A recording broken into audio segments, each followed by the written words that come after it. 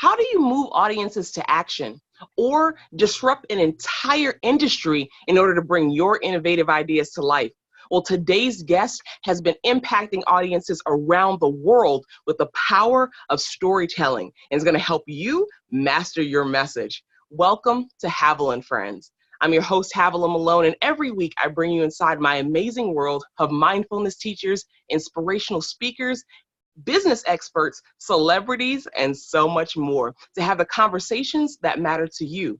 And today's guest has traveled to over 40 countries as an award-winning international speaker and brand marketer. She's the CEO and founder of Emerging Media PR, helping innovators, top executives, and startups. She's been featured in the Huffington Post, Entrepreneur Magazine, and so much more. Please welcome my good friend, Susan Lindner. Hey, Susan! Hello, HAVILAH. HAVILAH, do you have any idea how much of an honor it is to be called friend of HAVILAH Malone? Oh.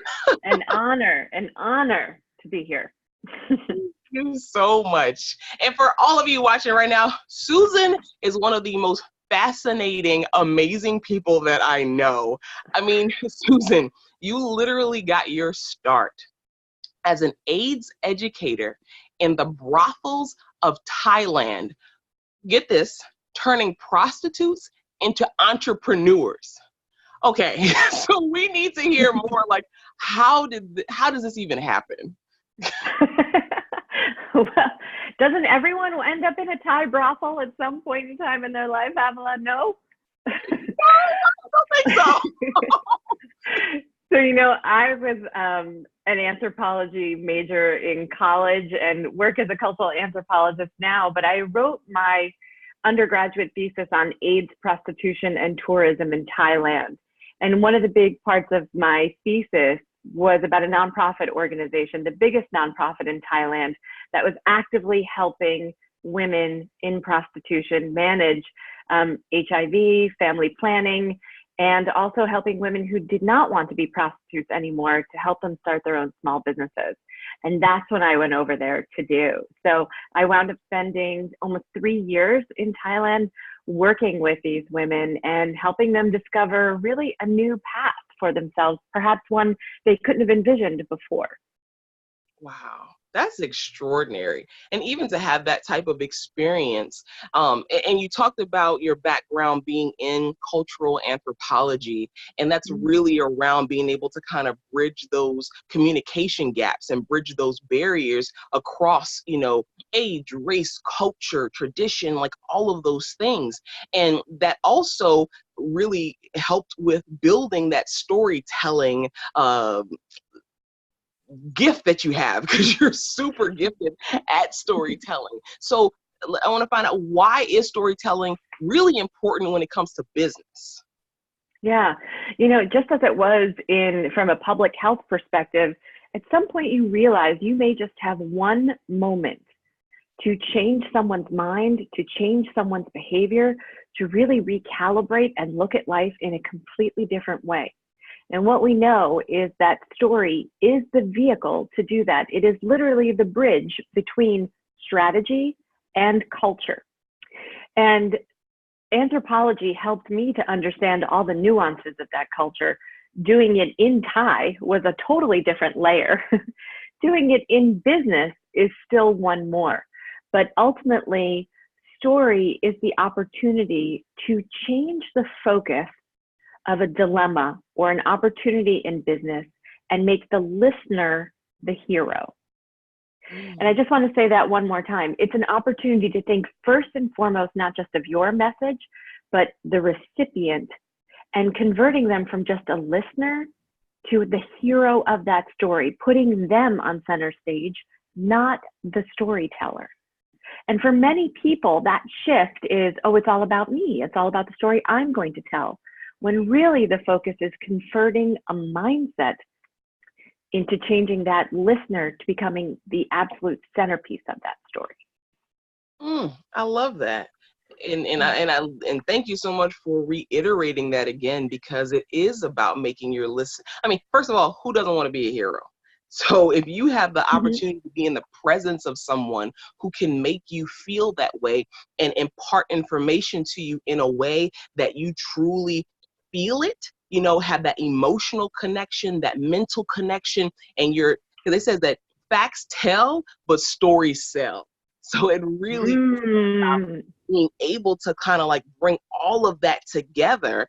And when we talk about storytelling, because even neuroscientists talk about emotion is the most important piece of the puzzle. Emotion is what connects people. And so how do you become an impactful storyteller? What are some tips or strategies that people can implement to really make sure that they are making that connection with their audience? Right.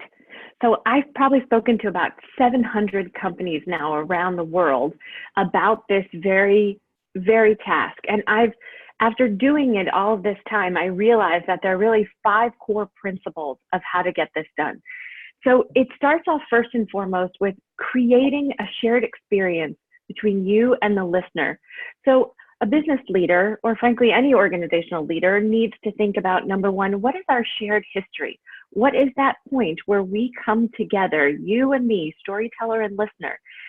If you're in the same business together, why is it that we both started working here? What is it about the founder or this company culture that we admire?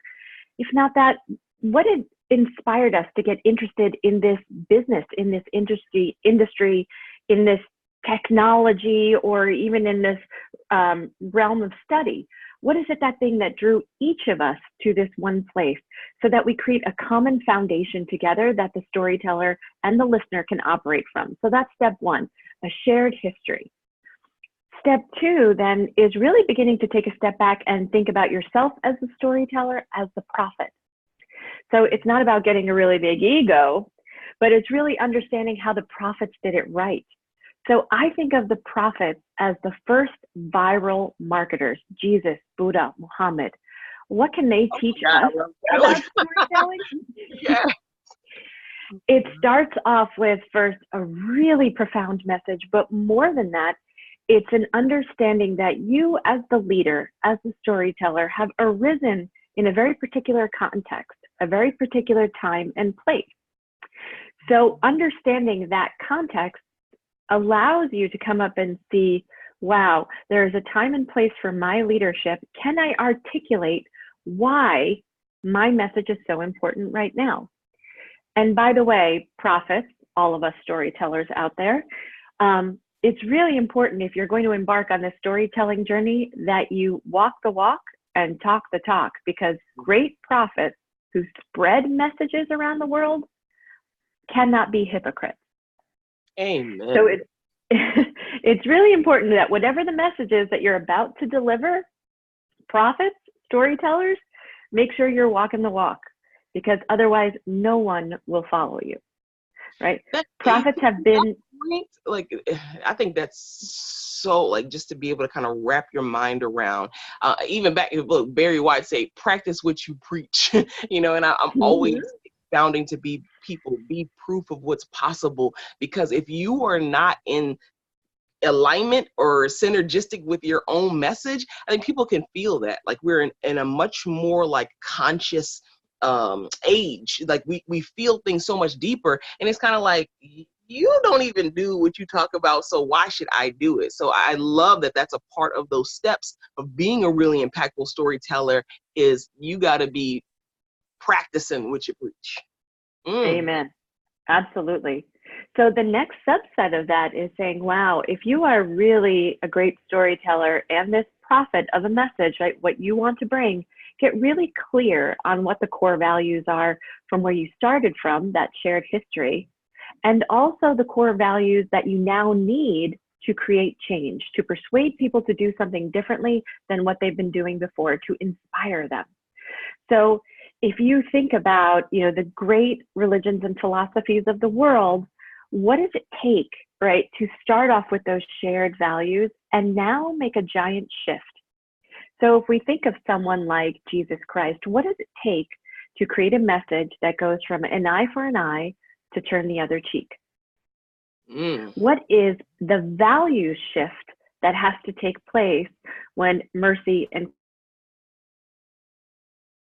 caring, and compassion replace vengeance, hate, all of those values that we might have started off with, but now our leader is asking us to make a change. And more importantly, why is the listener's life going to get better if they decide to follow you on that journey, if they make that shift? So that new message now is about, tell me where the transformation lies. So storytelling step number 4 is, show me, like an Oprah Winfrey makeover, how life is going to be better if I follow you. How is it going to be better for me? Paint a picture for me of how my life will be different. Then and only then will I follow you. If you can't guide me to what the destination is going to be, I'm not getting in the car and driving with you. I'm going to do it like we've always done it. I'm going to continue doing it the same way. I'm not going to make those changes because I'm not inspired, because I can't imagine a transformation in myself. It was the CEO of Barbie, of Mattel. She said, you can't be what you can't see. And so unless you can, because our minds they work in pictures. And so unless you can paint a picture for me of what it's going to look like and it's better than what I already got, then I'm not coming. So right. Absolutely. Right, especially for those leaders who are trying to create innovation, disruption, and change. These are terrifying leaps for people to make, right? Follow me, I'm going to reinvent the microwave. Follow me, I'm going to reinvent taxi driving into Uber, right? Follow me, I'm going to reinvent the hotel business or the home rental business. Why would I follow you if you can't tell me what life will be like for me on the other side? And it's not just about stock options. And then this last piece is, who are the early adopters? Who are those people who will take up your message and share it with the rest of the world? That's really what the prophets did, right? They created a message that was so viral that 2,000, 5,000 years later, we're still sharing these messages around the world long after our prophets have gone. So if you want to be that incredible business leader, think to yourself, what's the difference between liking a post on social media and sharing it? How much do you invest in yourself, your personal brand, your image, your reputation, what your followers on social might think of you in the event that you decide to share a post rather than just give a thumbs up to a colleague or friend? You're putting your own brand on the line, right? Your goal as the storyteller is to get other people to spread the message. So have you developed a message that is spreadable, that is easily understood, that inspires so much deep inside the listener that they are willing to share it with their coworkers, with their family members, that they get so excited they cannot help but be part of the movement that you're creating? I love that. Like, how shareable are you? I know that's right. I want to go viral like Jesus and Gandhi and them. HAVILAH, you're halfway there. You're halfway there. Who didn't see that beautiful Goalcast recording? That was absolutely amazing. Around the world in a million ways, multi-million ways. Yes, multi-million. Yes, thank you so much.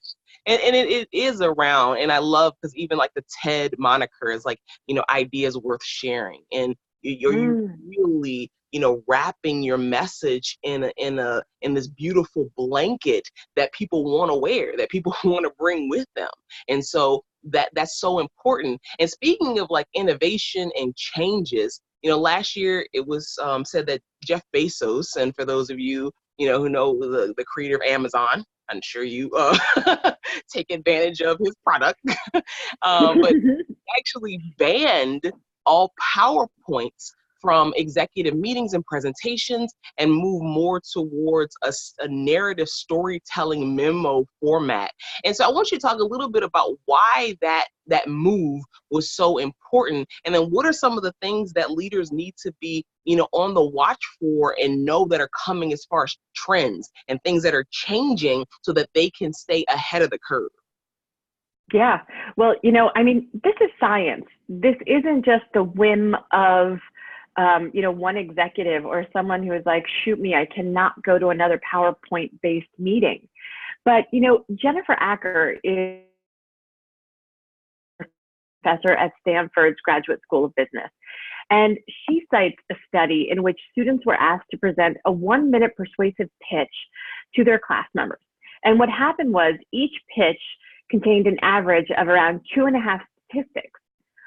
When the students were asked 10 minutes later to talk about the statistics that they remembered, only 5% of the students could remember any of the statistics. However, those students that wrapped the statistics in a story, 63% of the students remembered the story. So stories are 22 times more memorable than facts alone. So know that if you're going into a budget meeting and we're talking about numbers from last quarter to this quarter, only by wrapping it in a story will all of the people around the table remember what it is you're talking about. And what good is executive conversation if we can't remember it 15 minutes after we walk out of the meeting room? So story is imperative. It is the ancient mechanism of how the human organism retains and absorbs information. Before we were literate, before we knew how to pick up tools, before and paint on the walls of caves 10,000 years ago, right? I mean, this is how the human mind holds on to information. You may not have a pencil, you may not have a pen, but you've got this coconut up here that's willing to absorb all of the information when it's told in a story.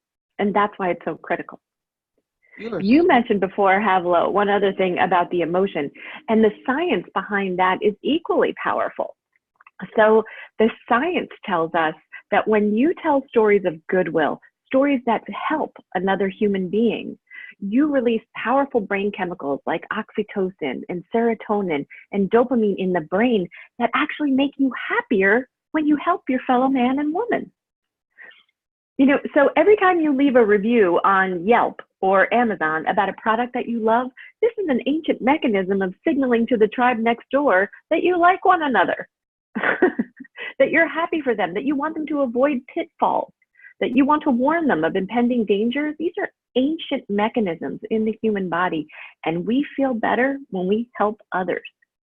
We know that great storytelling works. It works because it's releasing chemicals in the brain that hold on to the story, and Pixar and Disney, they certainly know all of it. You are so right, because now it's making me think about like different times when I've heard stories or what stories are most impactful for me that like really give me an emotional reaction.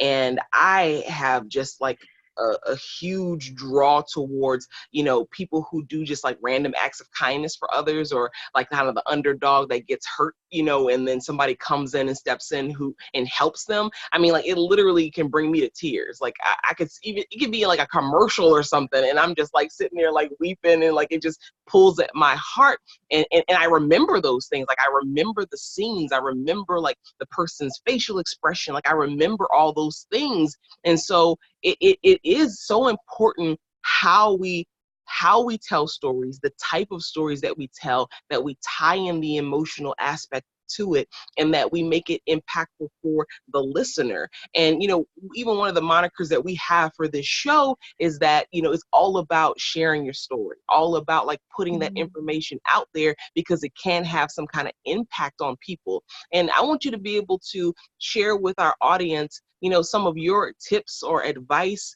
for people who, you know, they may have a story. They may have some information that's within them that it's time for them to let out. It's time for them to put out into the world, whether that's on stages, whether that's in boardrooms, you know, but they are looking to maybe break into public speaking. So what would you share or tell that individual on, you know, where to begin?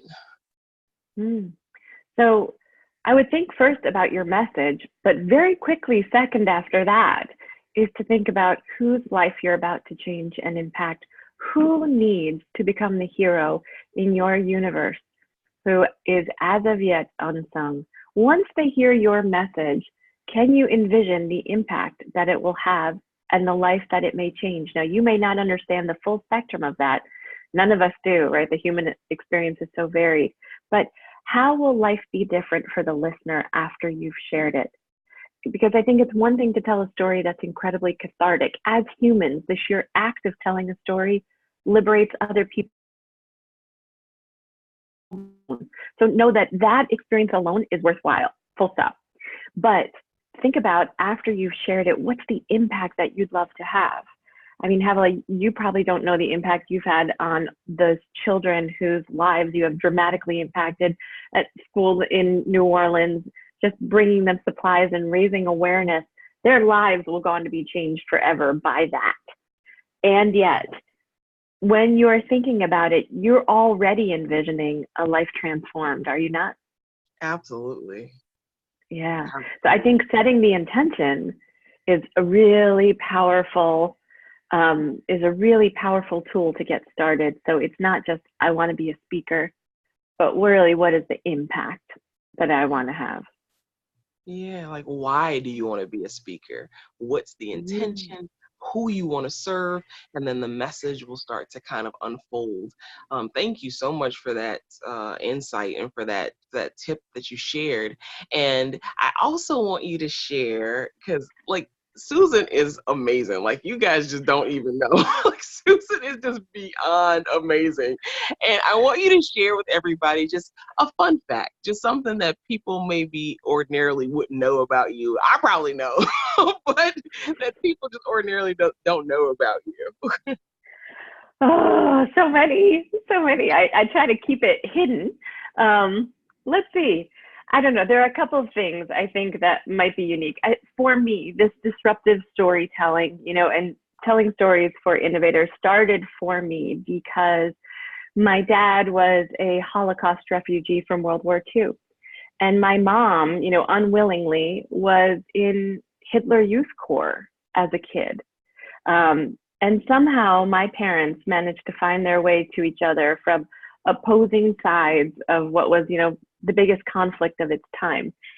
And I think that the ability to hear their stories of very different sides of that conflict and say, wow, they found a way to each other. When we tell each other stories, when we find common ground, especially in this day and age, a way to find common ground through some of the toughest conflicts on the planet is really the ultimate goal behind my storytelling. Is stories not just of innovation and transformation and change, but is really about repair. Is stories of bringing people together who may have ordinarily just come to work or may have ordinarily just eschewed that tough conversation. If we can tell stories where we really start off first with making the listener the hero, then I think the opportunity to dispel conflict lives right there at that point. And we're in pretty troubled times at the moment. And so listening is the key to great storytelling. And so that's where I think that connection point lives. And that's probably something you didn't know about me, but it's probably something that I take with me everywhere I go. And whether I do tell stories about my funky family, as a stand-up comedian on the weekends here in New York, or close my mouth and listen as a hip hop DJ, these are all the ways that I try to speak and listen in a way that conveys a fun story. Wow, so multi-talented, just wow, and or crazy. Right. Susan is like so much fun, but also has such a rich history and such a deep meaning, and the impact that she makes on people's lives around this world is just extraordinary. So I want to thank you so much, Susan, for coming and sharing your gifts with us today. And please let people know how they can get in contact with you if they want to learn more or even book you for a speaking engagement, because you definitely want this woman at your corporate offices to be able to help, disrupt what's going on, bring people together, and really bring through the power of storytelling. Yeah. So you can check out my website, www.susanlindner.com, and my agency site. So I've owned a PR marketing and branding agency for the last 20 years called emergingmediapr.com. You can check that out as well. And my book will be coming out on November 1st. So I'm really excited to share that. Title to be determined, but keep a lookout for that. Most likely storytelling for innovators and disruptors, how to bring people together in times of great disruption. Awesome. And we know when we share our stories, we get to live, to learn, and love a little bit more. And it's your time to be proof of what's possible. I want to thank you so much for joining us for today's episode, and to make sure that you check us out on Facebook and subscribe to our YouTube channel to stay up on everything that's going on. Have an amazing one. Bye. Thanks.